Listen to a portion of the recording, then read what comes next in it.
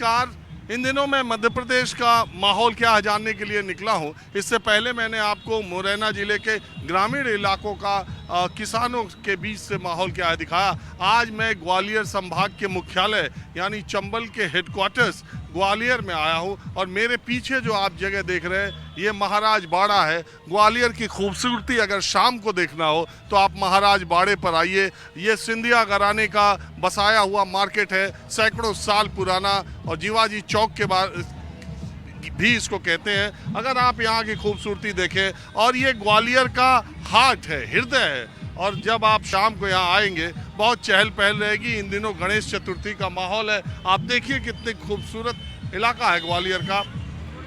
Jai Vilas palace जो सिंधिया घराने का है उसकी एक खूबसूरती है ही, लेकिन यहाँ आम लोग रात को शाम को आपको मिल जाते हैं। मैंने सोचा शहरी इलाकों के लोगों के बीच में माहौल क्या है जानने की कोशिश करते हैं। मुरैना की तरह ही ग्वालियर में 6 विधानसभा सीटें हैं। 2018 में 5 सीटें कांग्रेस पार्टी ने जीती थी और 1 बीजेपी को मिली थी। सिंधिया की बगावत के उपचुनाव के बाद कांग्रेस पार्टी की सीट 1 कम हुई और बीजेपी की 1 बढ़ी। तो आज की तारीख में 4 सीटें कांग्रेस के पास है और 2 भारतीय जनता पार्टी के।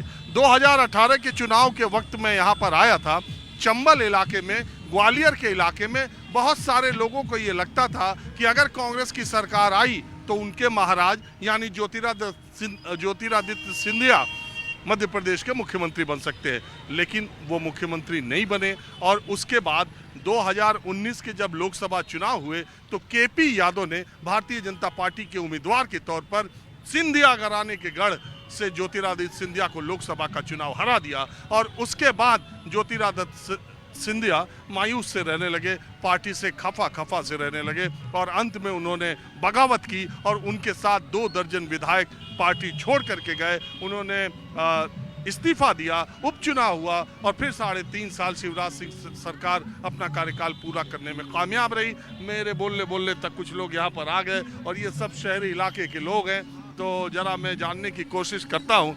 गणेश उत्सव महाराष्ट्र के बाद मध्य प्रदेश में बड़े धूमधाम से मनाया जाता है। तो आपको पीछे आवाज़ सुनाई दे रही होगी गणेश पंडालों की भी। इसी के बीच में मैं लोगों से बातचीत करना शुरू करता हूँ। ये महाराज सिंधिया का क्या हाल है?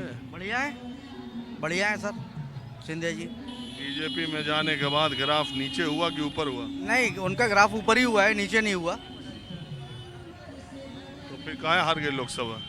लोकसभा तो षड्यंत्र के तहत हराया गया था उनको। कैसे? सरकार तो उन्हीं के पार्टी की थी। षड्यंत्र के तहत हराया गया था। जब बीजेपी में नहीं थे उस टाइम कांग्रेस में थे। मुझे मालूम है। तो सरकार तो यहाँ कांग्रेस की थी मध्य प्रदेश में। तो उससे क्या होता है साहब?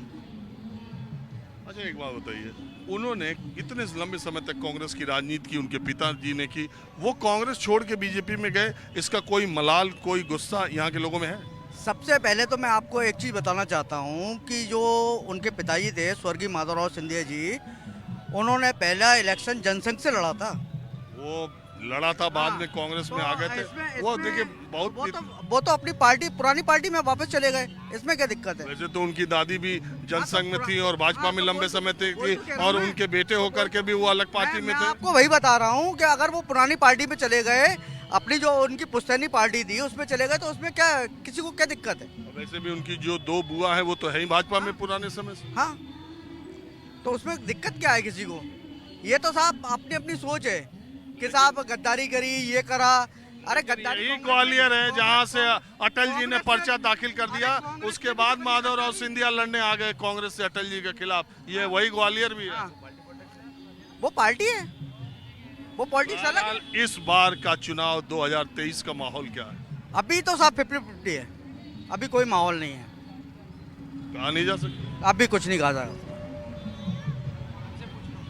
हाँ जी बताइए क्या पूछना है, आप क्या पूछना चाहते हैं? अरे यार, हम कौन यहाँ आलू परवल का दाम पूछने आते हैं? हम तो जनता से माहौल क्या है जानते हैं कि अभी चुनाव होने वाला है आपके स्टेट में, और जितने चुनाव होने हैं राजस्थान, मध्य प्रदेश, तेलंगाना और छत्तीसगढ़, सबसे इंटरेस्टिंग मध्य प्रदेश का चुनाव इसलिए है क्योंकि पिछले चुनाव में 114 सीटें कांग्रेस को, 109 सीटें बीजेपी को मिली थी। तो 230 बीजेपी जो काम करती है ना, बीजेपी पूरा डिस्ट्रक्टिव काम करती है। पब्लिक चुनती है कांग्रेस को, बीजेपी बोलती है मैं राज्य करूंगी।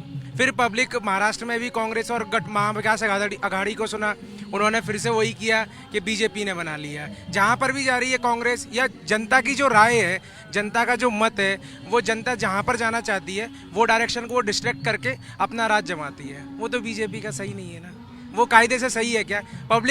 पब्लिक आज ये चुन रहे हैं कांग्रेस को, या मैं हाँ एक बात सुनिए, 230 सीटें हैं। हाँ जी 2018 में 15 साल के राज के बाद हाँ कांग्रेस को 114 मिली थी, 116 कांग्रेस को भी नहीं मिली, 109 बीजेपी को मिली। हाँ और मजेदार बात ये हो गई कि 2 सीट एक समाजवादी पार्टी को मिल गई, 2 बीएसपी को मिल गई और 4 निर्दलीय जीत गए। तो अब उसमें इतना अगर जो ऐड कर लिए, 114 में 2 ऐड कर लिए, बीएसपी या एसपी, वो तो यूपीए का ही पार्ट है। तो अल्टीमेटली वो गया तो कांग्रेस के ही हाथ में, क्योंकि बीएसपी और एसपी या एसपी पार्टी कहेंगे तो वो यूपीए के साथ ही रहती है हमेशा। और यूपीए का मैं ये कह रहा हूँ कि जो बगावत करके गए वो दोबारा उपचुनाव लड़े, उसमें ज्यादातर जीत भी तो गए, इसी जनता ने जिता दिया। वो तो जीतना ही है ना सर, जहाँ पर इस बार नहीं जीतेंगे, कुछ नहीं कह सकते सर। इस बार नहीं जीतेंगे जो बगावत करके गए।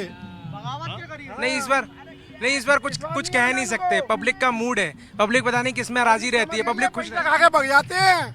हाँ, पब्लिक इनको जिताया पिछली बार काम करने के लिए, और ये अपनी सत्ता के लिए बिच गए और चले गए। ये तो कह रहे हैं कि वो सिंधिया साहब के साथ गलत किया कांग्रेस ने। क्या किया? हमने तो उनको जिताया, सिंधिया जी को नहीं जिताया। यहाँ के उम्मीदवार को जिताया।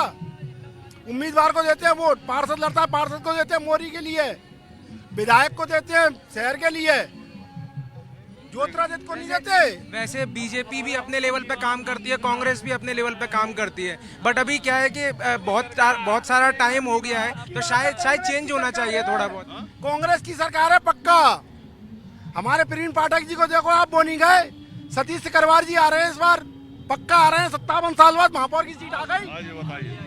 टक्कर बराबर की है साहब, टक्कर बराबर की है दोनों पार्टियों में। और शिवराज सिंह ने सरकार ने काम करा है, शिवराज सरकार ने काम करा है, और 15 साल से शिवराज की सरकार है और आगे भी काम कर रही है। पर यह है कि इस बार थोड़ा भ्रष्टाचार को लेके इस तरह का कुछ माहौल बना हुआ है। क्या भ्रष्टाचार था क्या सरकार? भ्रष्टाचार को सरकार में, क्योंकि कुछ काम पैसों को लेके कर रहे हैं, हो रहे हैं, जो भी है। ये ग्वालियर का विकास कितना हुआ इस 18 सालों में, 20 सालों में? विकास तो मतलब ये कहो कि कुछ सही में नहीं आता विकास के नाम पर। हाँ विकास की अगर बात करते हैं तो कुछ सही में नहीं आता विकास के। कहाँ है विकास? 2 दशक में शिवराज सरकार को जो काम करना चाहिए था, आपको ग्वालियर में वो काम दिखाई देता है कि नहीं? उस तरह का काम दिखाई नहीं देता। उस तरह का काम यहाँ दिखाई नहीं देता। नहीं साहब, सिंधिया जी के आने से थोड़ा सा विकास हुआ है। ऐसा नहीं है, सिंधिया जी के आने से विकास हुआ है। हाँ, बिल्कुल। नहीं इनका अब इनका हुआ है। नहीं सिंधिया जी के आने से काम विकास नहीं, हुआ है। विकास काम रुके हुए विकास पड़े थे, वो मतलब काम एक हुए हैं। बेरोजगारी एक बहुत बड़ा मुद्दा है। बेरोजगारी यहाँ पे कंपनियां, काहे की लहर है? यहाँ पे कोई परिवर्तन नहीं है। यहाँ पे कंपनियां नहीं आ रही हैं, कोई कंपनियां नहीं आई हैं यहाँ पे। जो पुरानी खाली हो गए, दोस्त चले गए हमारे बेचारे बाहर, हरियाणा, कोई दिल्ली, कोई वहाँ पे। अब कोई नहीं बचा यहाँ पे, मैं रह गया अकेला। दोस्त चले गए सबरे बाहर, नौकरी नहीं है। क्यों?